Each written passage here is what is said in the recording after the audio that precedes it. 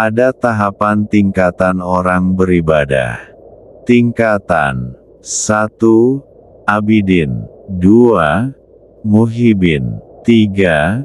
Arifin 4. Muhlisin 5. Mursidin. Tanda pagar 1. Abidin, orang yang beribadah kepada Allah, tapi masih ada harapan di dalam ibadahnya, seperti orang yang jual beli, menjual barang ingin dapat laba lebih, beribadah tapi masih mengharapkan mendapatkan surga, atau tidak masuk neraka, atau ingin zikir tapi masih mengharapkan suatu manfaat entah di dunia atau akhirat, berdoa ingin diijabah doanya. Ini tidaklah salah, jika orang menjalankan ibadah seperti itu, karena memang tahapannya masih di situ. Seperti anak TK, mau sekolah kalau diberi uang jajan lebih. Ya, itu tidak salah, sebab orang itu berproses. Malah kalau bisa walau kelas rendah, tapi ranking 1. Misal dalam hal berdoa, inginnya kan berdoa dan mendapat ijabah dari Allah, maka lakukan amaliyah sampai doa itu benar-benar diijabah oleh Allah, tidak gandol orang lain, tapi murni doamu sendiri diijabah oleh Allah. Sampai yang lama diijabah ke tataran doa diijabah dalam hitungan hari, jam, bahkan dalam sekejap mata. Bila doamu sudah diijabah dalam sekejap mata, maka kemudian tumbuh keyakinan, makin diijabah doa. Makin kuat dan besar keyakinan tumbuh. Karena sering diijabah Allah, nafsu akan bergeser, seperti anak kecil yang sering diberi sesuatu, menjadi anak kecil yang cinta karena sering diberi. Begitu juga ketika Allah sering memberimu dari doa-doamu, lantas timbul rasa cinta kepada Allah, maka awalnya yang doa dan ibadahmu karena keinginan nafsumu dituruti, bergeserlah ibadahmu menjadi karena cintamu kepada Allah. Maka naiklah levelmu menjadi orang yang beribadah karena cinta kepada Allah. Jika rasa cinta di batinmu itu menetap, maka level kedudukanmu berpindah dari abidin ke level muhibin, orang yang beribadah karena cinta pada Allah. 2. Muhibin, orang yang beribadah berdasarkan rasa cinta, cinta kepada Allah. Cinta yang tumbuh bukan sok-sokan, isapan jempol belaka, tapi cinta yang tumbuh dari melihat pemberian Allah padamu, bagaimana Allah memberikan apa yang kamu minta. Setiap kamu berdoa, Allah ijabah doamu, Allah menjagamu dari segala macam bahaya, dan mengentaskanmu dari sembarang masalah. Kamu merasa tak ada yang lebih sayang dari Allah, tak ada yang lebih peduli padamu melebihi Allah.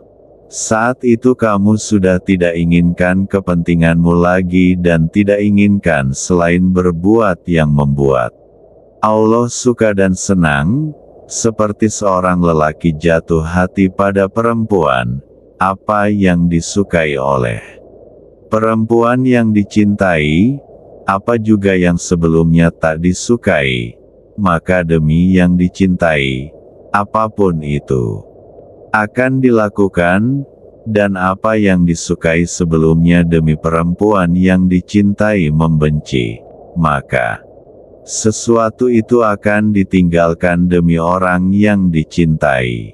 Begitu juga ketika jatuh hati pada Allah, maka apa yang diperintah Allah akan dilaksanakan dengan sungguh-sungguh, dan apa yang dilarang Allah akan berusaha ditinggalkan.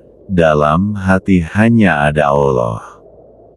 Tidak ada yang lain. Ketika masuk dalam susana cinta, maka selain kekasih akan fana, hilang, musnah, tak dihiraukan. Yang penting adalah yang dicintai.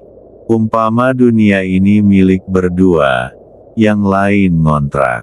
Fokus ke Allah makin kuat, karena fokus terhadap kekasih yang dicintai. Seumpama seorang lelaki mencintai seorang gadis, kemudian dinikah lalu setelah menikah akan dibukakan semua pakaian gadis itu, dan gadis itu akan menyerahkan semuanya, terjadilah tak ada rahasia lagi antara keduanya. Ketika orang jatuh hati kepada Allah, dan tekun mentaati dan menjauhi semua yang dilarang, selalu merasa takut salah di hadapan kekasih yang maha melihat, hati sangat takut untuk tak mengingat Allah, walau sekedip mata, lambat laun juga terbalas cinta hamba, Allah cinta pada hamba itu.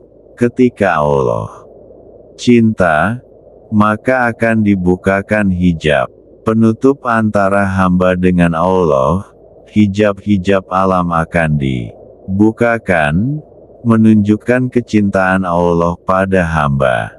Ketika hijab-hijab alam dibuka, maka hamba akan melihat berbagai alam, awalnya akan timbul heranan dan ketakjuban akan ciptaan Allah di berbagai alam, ya alam dunia, malakut, dan alam ruh dan alam akhirat. Ketika dibukakan alam-alam itu maka timbullah pengetahuan hamba soal berbagai alam. Pengetahuan ini dinamakan makrifat, ketika meningkat pengetahuan pada hal-hal yang bersifat halus. Tak tersentuh panca indera dan hanya bisa disentuh oleh rasa yang lembut. Sir dari sesuatu yang lembut itu, dan pengetahuan atas semua perbuatan Allah, di dalam perbuatan. Perbuatan Allah itu diketahui betapa sangat amat detailnya Allah menciptakan semua dari zaman azali. Sampai sekarang ternyata saling berkaitan. Setelah dibukakan oleh Allah soal semuanya ini, baru dia merasa bahwa ternyata semua sudah diatur dan dirancang sedemikian detailnya. Maka tahu di sini dinamakan makrifatullah, mengetahui segala perbuatan Allah dalam mengatur alam semesta. Ketika suasana hati orang itu menetap dan tidak berubah-ubah lagi, juga semakin kuat keimanan dan keyakinan. Sementara orang itu tidak berubah kecuali makin yakin dan yakin, keadaan yang menetap dari orang itu dinamakan marifat, karena tahu dengan apa yang dirancang Allah, maka dinamakan marifatullah. 3. Makom arifin. Makom arifin atau orang-orang yang beribadah karena sudah mencapai makrifatullah. Saya umpamakan seorang lelaku yang mencintai wanita. Mencintai karena segala macam kebaikan dan kecantikan yang ada di diri wanita itu. Segala yang bisa dilihat dan bisa diraba, semua menjadikan lelaki itu cinta. Tetapi setelah mengenal wanita itu dan semua yang dilihat dan diraba itu tak kekal, lalu ada di diri wanita itu yang tidak bisa diungkapkan lewat kata, dan apa yang diurai lewat cerita, sesuatu yang ada di diri wanita itu yang tidak ada di diri wanita manapun, yang menyebabkan cinta lelaki itu kekal. Begitu cinta ahli ibadah yang sudah masuk ke dalam hadratillah, alam-alam yang diciptakan Allah, yang ditunjukkan Allah itu juga berbagai ilmu pengetahuan tentang Allah itu musnah, fana, lebur, karena semua Itu hijab untuk mengenal Allah, lalu abid itu mendapati ketakjuban tentang Allah, yang tak bisa diurai dengan kata-kata apapun, dan tidak bisa diurai dengan penjelasan apapun, karena jika dijelaskan maka akan menjadi alam lagi gubahan manusia, bukan lagi hakikat Allah. Allah tak butuh nama-nama dan segala macam julukan karena semua itu dari lisan manusia. Allah wahdah, sendiri dan kesendiriannya. Tak butuh sembarang penjelasan untuk mendukung kesendiriannya Allah, ilmu, alam, harapan, sifat, nama, semua adalah hijab tutup untuk bagi orang yang lemah akal sehingga butuh penjelasan. Makin lemah akal seseorang, makin banyak penjelasan harus diuraikan, dan orang yang arif bila itu Allah, yang menarik orang itu masuk dalam suasana yang bukan alam atau ciptaan. Al-Arif bila adalah orang yang dengan tauhid, kepercayaan, tawakal, dan kepasrahannya kepada Allah mencapai derajat di mana kehendak-kehendaknya fana dalam kehendak iradahnya, sebab-sebab atau alasan lenyap di bawah kuasanya, dan semua yang tampak meleleh pada cahaya terang penyaksiannya. Tetapi pengertiannya tidak seperti yang kita sangka selama ini di mana Al-Arif bila terputus dari dunia, lalu menjalin dengan alam lain. Al-Arif bila tetap berhubungan dengan dunia berinteraksi makhluknya sebagaimana manusia lainnya. Ia tetap berhubungan dengan mereka seperti sebelumnya. Tetapi ketika berinteraksi dengan dunia dan sebab-sebab duniawi, ia tak melihat dirinya selain bersama dengan Allah. Ketika menangani masalahnya dengan orang lain dan beraktivitas di tengah publik, dalam soal kemasyarakatan dan masalah lainnya, ia hanya menyadari bahwa ia berinteraksi bersama Allah. Al-Arif bila itu seperti yang dikatakan para sufi, arasy dan bumiku ada pada satu waktu. Arasiku bersama Allah dalam perasaan dan batin. Tetapi bumiku bersama manusia dalam muamalah dan lahiriah. Hal ini diungkapkan sangat baik oleh Atsar dari Sayyidina Abu Bakar As-Siddiq perihal dirinya sendiri. Tiada sesuatu yang kulihat selain kulihat Allah bersamanya, sebelum dan sesudahnya.